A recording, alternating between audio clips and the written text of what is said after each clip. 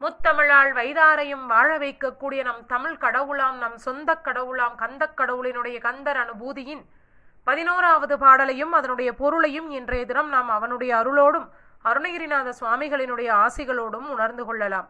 KUKA என என் கிளை கூடியள போகா வகை மெய்ப்பொருள் பேசியவா.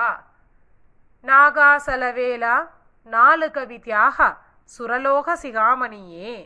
சுரலோகத்து தலைவன், அதாவது தேவலோகத்து தலைவனே, திருச்செங்கோட்டு வேலனே, நாலு கவி தியாகனே, எனக்கு என்னுடைய வாழ்க்கையிலே நீ ஒரு பெரும் பாக்கியத்தை தந்திருக்கின்றாய் என்று அருணகிரிநாத சுவாமிகள் அவருடைய வாழ்க்கையில் நடந்த அந்த சம்பவங்களை நமக்கு இங்கே குறிப்பிடுகின்றார்.